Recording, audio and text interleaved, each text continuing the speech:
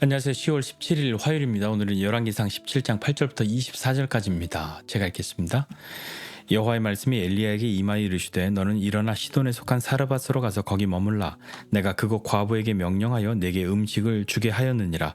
그가 일어나 사르밧으로 가서 성문에 이를 때에 한 과부가 그곳에서 나뭇가지를 줍는지라. 이에 불러 이르되 청하건대 그릇에 물을 조금 가져다가 내가 마시게 하라. 그가 가지러 갈 때에 엘리야가 그를 불러 이르되 청하건대 내 손에 떡 한 조각을 내게로 가져오라. 그가 이르되 당신의 하나님 여호와께서 살아계심을 두고 맹세하노니 나는 떡이 없고 다만 통에 가루 한 움큼과 병에 기름 조금뿐이라. 내가 나뭇가지 둘을 주어다가 나와 내 아들을 위하여 음식을 만들어 먹고 그 후에는 죽으리라. 엘리야가 그에게 이르되 두려워하지 말고 가서 내 말대로 하려니와 먼저 그것으로 나를 위하여 작은 떡 한 개를 만들어 내게로 가져오고 그 후에 너와 내 아들을 위하여 만들라. 이스라엘 하나님 여호와의 말씀이 나 여호와가 비를 지면에 내리는 날까지 그 통에 가루가 떨어지지 아니하고 그 병에 기름이 없어지지 아니하리라 하셨느니라. 그가 가서 엘리야의 말대로 하였더니 그와 엘리야와 그의 식구가 여러 날 먹었으나 여호와께서 엘리야를 통하여 하신 말씀같이 통에 가루가 떨어지지 아니하고 병에 기름이 없어지지 아니하니라. 이 일 후에 그 집 주인 되는 여인의 아들이 병들어 증세가 심히 위중하다가 숨이 끊어진지라. 여인이 엘리야에게 이르되 하나님의 사람이여 당신이 나와 더불어 무슨 상관이 있기로 내 죄를 생각나게 하고 또 내 아들을 죽게 하려고 내게 오셨나이까.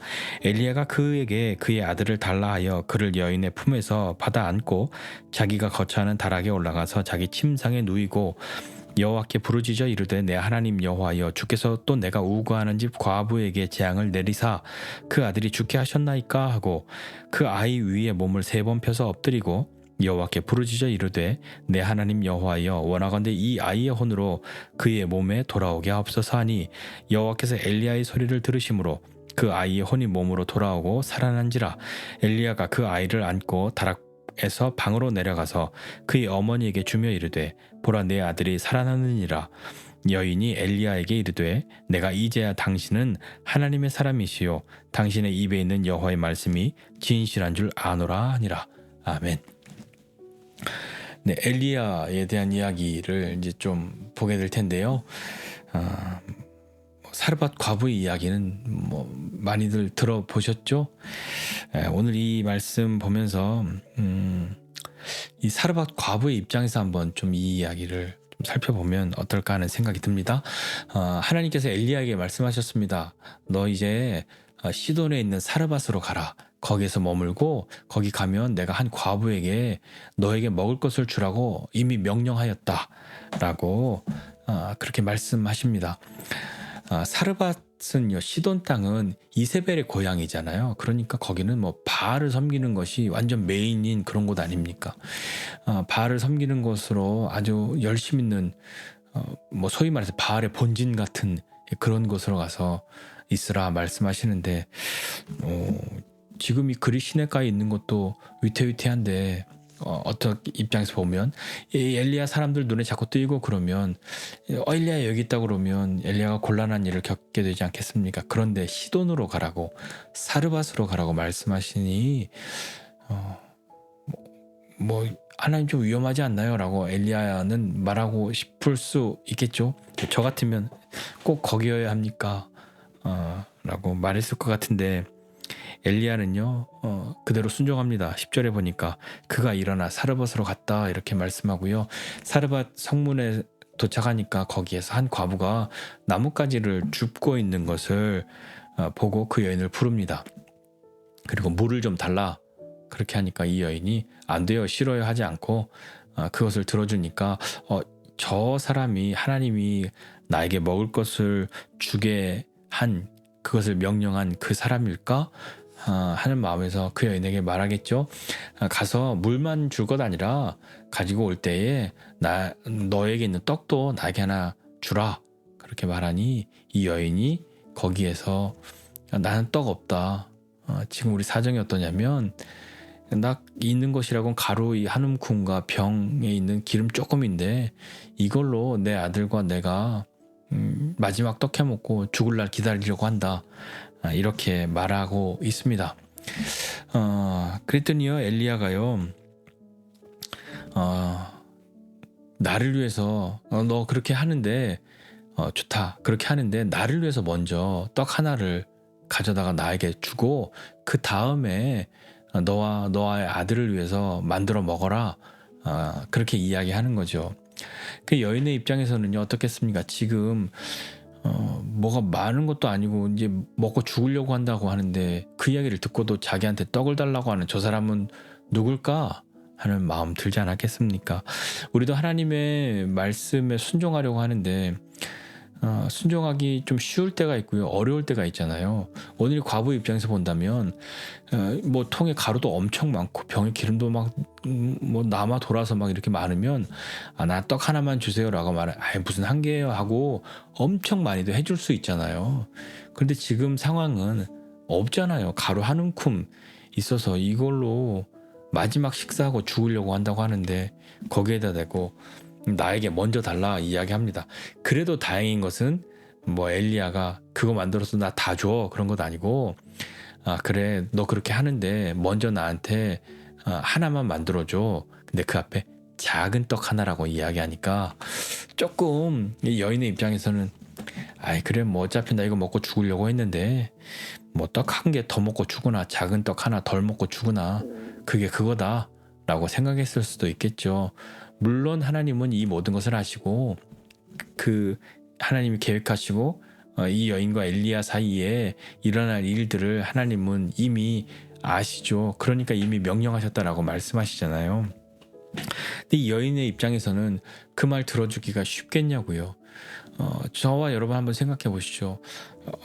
아무것도 없어서 이제 이거 먹고 이거 쓰면 끝이네, 이거 먹으면 끝이네 라고 하는 그 상황에서 이 여인의 마음이 유쾌했겠습니까? 절망스러웠을 거 아니에요. 왜냐하면 지금 이제 가뭄이 시작됐으니까 다들 없는데 어디서 뭐 빌려올 수도 없고 농사를 지을 수도 없는 이런 때에 마지막 남은 양식 먹고 죽으려고 하는데 그걸 달라고 하는 이 낯선 이방인, 그 사람에게 어떻게 줄 수 있겠냐고요. 그러나 이 여인은 그 엘리야가 말한 대로 합니다. 그랬더니 역시나 엘리야가 말한 대로 이루어지죠. 하나님께서 말씀하신 대로 통에 기름이 떨어지지 않고 병에 기름이 없어지지 않는 그것을 경험하고 계속해서 이 사람들이 자기 가족들과 엘리야가 먹을 수 있고 그렇게 먹었는데도 그 하나님의 말씀대로 이루어집니다. 이제 언제까지 이것이 되냐면 하나님이 그 땅에 다시 비를 내리실 때까지, 그러니까 농사 지을 수 있을 때가 될 때까지 이 여인은 사실 먹을 거 걱정은 이제 해결한 것 아닙니까? 자, 그래서 이 엘리야가 그 집에서 함께 먹고 그 땅에 머물게 되는데요. 17절 이후에 보면 이런 일이 생겨납니다. 이 일 후에라고 하는데 이 일은 뭐냐면 이 여인이 엘리야의 말에 순종하여서 하나님께서 가루와 기름이 끊어지지 않고 없어지지 않도록 그렇게 만들어주신 그때에 먹을 것이 다 해결된 자기의 문제를 해결하는, 어떻게 보면 기적이잖아요. 이게 기적이죠. 이 가루와 기름이 끊어지지 않고 떨어지지 않는 그것이 기적 아닙니까? 이 기적을 경험하고 난 뒤에 이 여인은 자기 아들이 병들었고요. 병든 그 증세가 심해져서 이 아들이 죽습니다. 죽고 나니까 어떻게 되었을까요? 한번 생각해 보시죠. 이 과부에게 이 아들은 어떤 존재이겠습니까? 과부인 여인에게 아들은요, 전부란 말이죠. 자기의 전부란 말입니다. 이 여인이 그러니까 막 엘리야를 향해서 18절에 이야기하잖아요. 하나님의 사람이요, 당신이 나와 무슨 상관이 있는데 여기 이렇게 와서 내 죄를 생각나게 하고 또 내 아들을 죽게 하려고 여기 왔냐고 이야기합니다. 엘리야가 와서 자기는 바알을 섬기는 이 땅에 살면서 이 엘리야는 이스라엘의 하나님 여호와를 이야기하고 그 와중에 자기의 죄가 생각났단 말입니다. 어떤 죄가 생각났을까요? 엘리야가 물론 엘리야를 통해서 기적을 경험했으니까 엘리야의 이야기를 더 들었겠죠.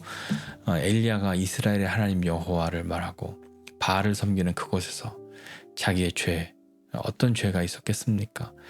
이 여인이 어떤 것인지 여기 구체적으로 언급되어 있지 않지만 자기의 죄가 생각났고 그래서 내 아들이 죽었나 하는 그런 마음이 들었겠죠. 엘리야 이 사람만 없었어도 이런 일 없었을 텐데 그냥 그때 마지막 남은 거 먹고 죽었더라면 이런 일 겪지 않을 텐데 내가 괜히 이 엘리야의 말을 들어서 이런 일을 당하나 하는 그런 마음 왜 안 들었겠습니까? 그런데 엘리야가 이제 우리가 성경에서 본 것처럼 하나님께 부르짖어 기도하여서 이 아이가 살아나죠. 살아나고 난 뒤에 이 여인의 고백이 이러합니다. 어떻게 되냐면 24절에 여인이 엘리야에게 이르되 내가 이제야 당신은 하나님의 사람이시오 당신의 입에 있는 여호와의 말씀이 진실한 줄 아노라 라고 고백합니다. 물론 이 여인이 엘리야를 하나님의 사람이라고 몰랐던 것도 아닙니다. 앞에서 이야기했잖아요. 지금 자기 아들 죽고 난 다음에 하나님의 사람이시오 당신이 와가지고 나는 죄가 막 생각났고 이 아이들 죽게 하려 내 아들 죽게 하려고 여기 왔냐고 그때도 하나님의 사람이라고 불렀는데 그러면 그건 그냥 아무 진심 없이 영혼 없이 불렀던 말이란 말입니까? 그런데 이 여인이 이제야 당신은 하나님의 사람이고 당신이 하신 그 하나님의 말씀이 여호와의 말씀이 진실한 줄 내가 압니다 라고 고백하죠.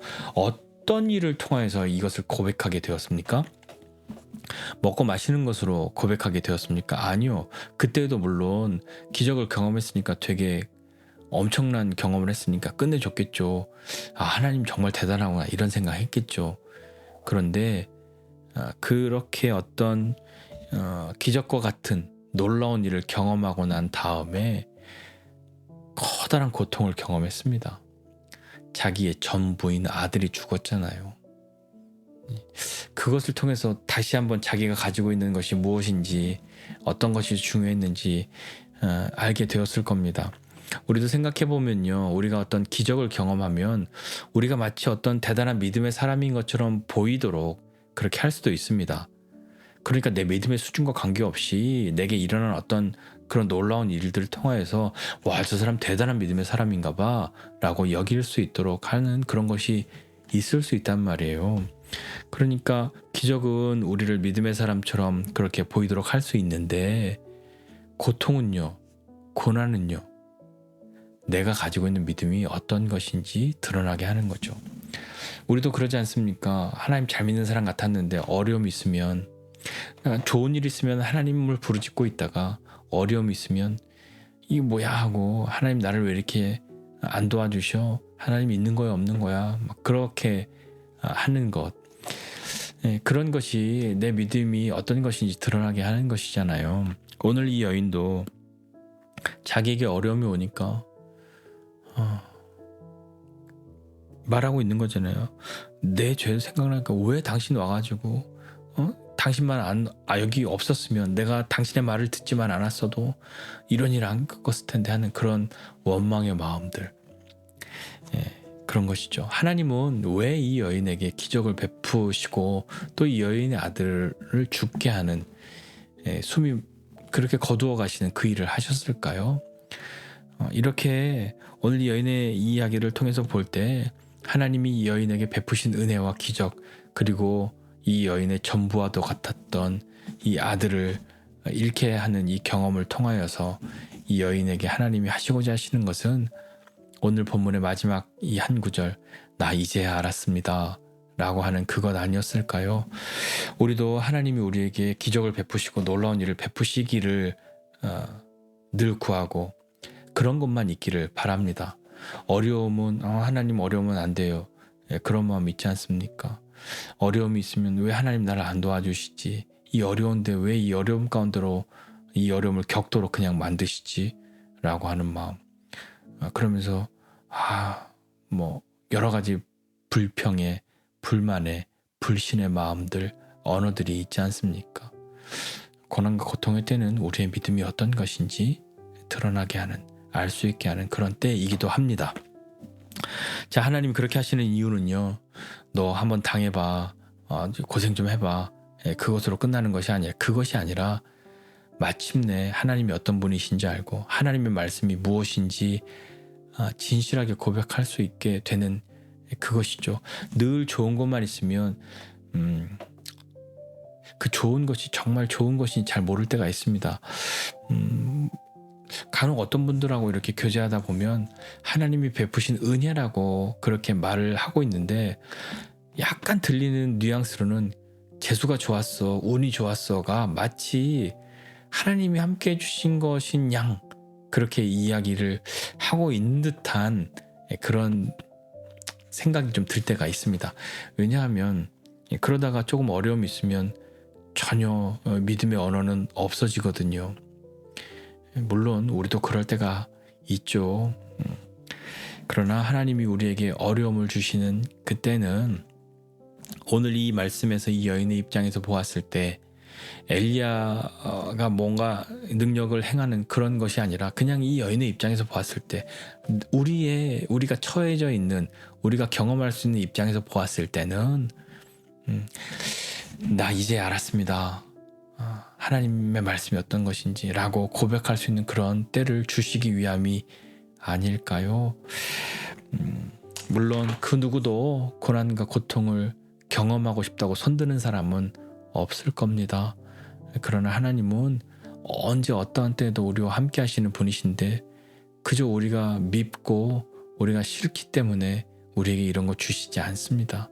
하나님이 이런 일을 우리에게 겪게 하신다면 뜻이 있으신 것이죠. 그 뜻을 아는 것, 그것이 우리가 믿음이 더욱 자라나는 일 되지 않겠습니까? 참 한켠에서는 두렵죠. 그렇게 해서 믿음이 자라는 것을 좀 두렵기도 한 그런 마음이 들기도 합니다. 왜냐하면 어려움을 겪으니까요. 그러나 하나님이 우리에게 주시는 것은 어려움, 그 끝이 어려움으로 그냥 끝나는 것이 아니라 마침내 그 어려움들을 믿음으로 바꾸고 마침내 그 시간들을 통하여서 더욱 빛나도록 하시기 위함인 것을 믿고 하나님 앞에 나아가야 하지 않겠습니까? 그리하여 우리도 하나님 나 이제 정말 알았습니다 라고 하는 진실한 고백이 우리 안에 있어지기를, 잘 되는 것, 기적, 어떤 놀라운 일, 이런 것으로 내가 믿음의 사람인 것처럼 보이게 하는 것 말고요, 그렇게 보일 수밖에 없는 그런 것으로 막 들뜨는 것이 아니라요, 어떤 시간들을 통해서 내가 가지고 있는 믿음이 무엇인지 정확히 알고 그것이 드러나서 다시 한번 주님의 은혜를 구하고 하나님께 더 나아가 감사할 수 있는 저와 여러분 모두가 되시기를 주님의 이름으로 부탁드립니다. 기도하겠습니다. 하나님 아버지, 은혜와 사랑을 감사드립니다. 하나님, 우리 인생에 놀라운 기적과 같은 일들을 경험하게 될 때 우리는 대단한 믿음의 사람처럼 보여지기도 합니다. 그러나 주님, 어려움이 찾아올 때, 고난과 고통이 올 때, 우리의 전부를 잃게 되는 그런 때가 올 때 하나님, 내가 가진 믿음이 무엇인지 보게 됩니다. 하나님, 우리 어떠한 때를 통해서라도 하나님 앞에 나는 이제 알았습니다. 하나님이 어떤 분이신지, 하나님의 말씀이 무엇인지, 그것에 대해 참으로 진실한 고백을 할 수 있는 믿음의 사람으로 자라나도록 주님 은혜를 더하여 주옵소서. 어려움과 고통, 그 시간뿐만 아니라 우리에게 주어진 매일의 일상, 하나님과의 깊은 교제를 통하여서 더욱 주님, 제가 주님의 말씀 이제 알았습니다. 주님이 어떤 분이신지 알았습니다 라고 고백하고 그 믿음으로 살아가는 우리가 되도록 주님 힘을 더하여 주시고 은혜를 더하여 주시옵소서. 감사드리고 예수님의 이름으로 기도드립니다. 아멘.